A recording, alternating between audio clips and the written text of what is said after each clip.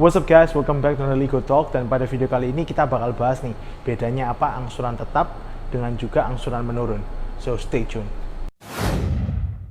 Oke guys, jadi kalau misalkan kalian sekarang lagi jalan usaha dan kalian sudah desain nih, ibarat kata kalian mantep untuk ajuin pinjaman ke bank dalam bentuk investasi. Nah, pada video sebelumnya kan ibarat kata aku udah sempat bahas nih, ibarat kata ada dua jenis fasilitas pinjaman yang biasanya diajukan oleh para pengusaha yang ada di Indonesia, yang dimana adalah KI dan juga modal kerja. Nah, pada video kali ini kalau misalkan kasusnya adalah kalian udah settle nih usahanya dan kalian mau melakukan ekspansi dalam bentuk pembelian aset atau investasi. Nah, investasi tersebut bisa bermacam-macam. Misalkan kalian pembelian ruko, pembelian gudang, pembelian kantor, dan kawan-kawan. Sifatnya adalah pembelian sebuah aset, fixed aset yang dalam bentuk tanah bangunan. Nah, misalkan kalian udah settle nih, misalkan dalam kasus ini kalian mau beli ruko untuk tempat kantor kalian baru. Nah, biasanya kalau misalkan kalian mau beli ruko, pastinya dari pihak bank kalian bakal ditawarin yang namanya adalah KI atau kredit investasi. Sesuai dengan namanya, peruntukannya sendiri adalah untuk investasi usaha kalian. Nah, misalkan kalian pilih dengan produk KI ini guys, biasanya kalian bakal settle dengan pihak bank itu ada 3 macam. Yang pertama adalah tentang plafonnya. Berapa pembiayaan yang kalian butuhkan dari segi diri kalian untuk bisa membeli atau melunasi dari aset yang kalian mau beli ini. Nah, yang hal kedua adalah tentang suku bunga. Nah, suku bunga ini bervariatif guys, dari satu bank dengan bank yang lain, tergantung dari bank mana yang kalian pilih dan juga program apa yang kalian ikuti. Nah, yang ketiga adalah lebih ke arah tenor.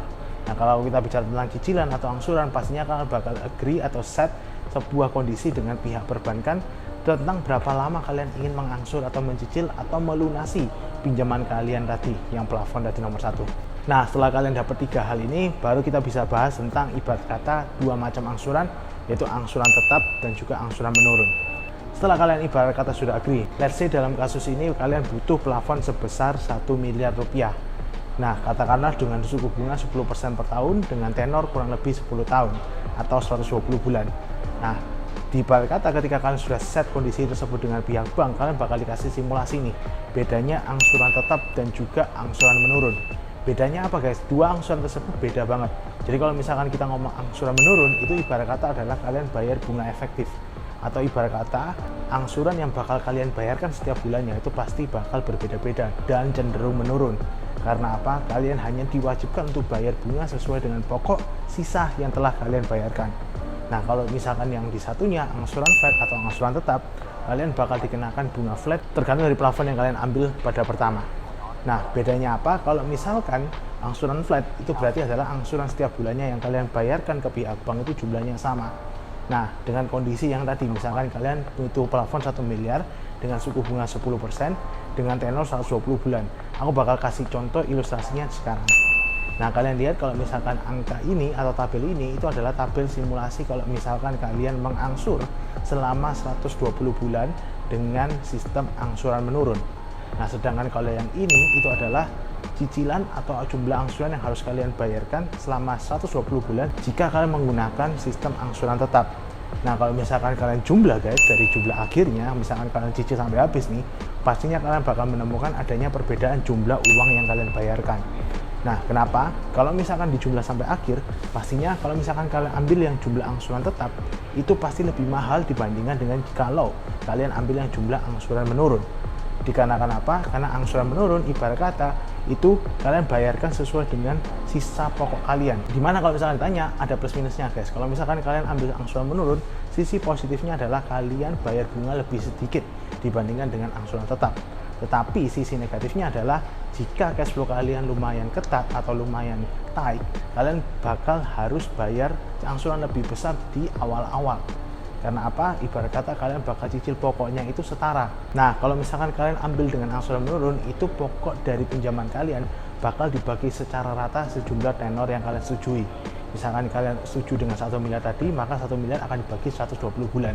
Dan setiap bulannya jumlah bunga yang kalian bayarkan jelas menurun karena pokok kalian juga menurun pasti setiap bulannya.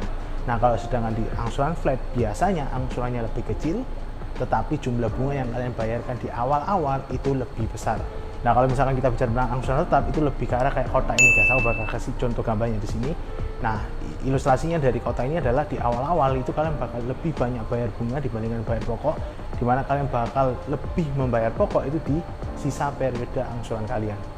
Nah, sekarang kalian udah paham kan guys bedanya apa angsuran menurun dengan juga angsuran tetap.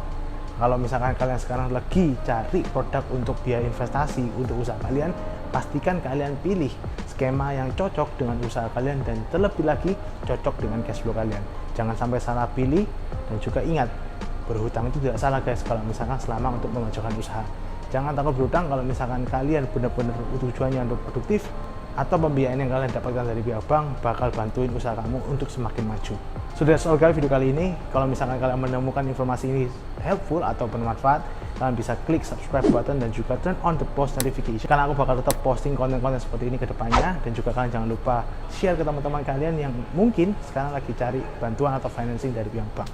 Until next time guys, and I'll see you all in the next video. See ya.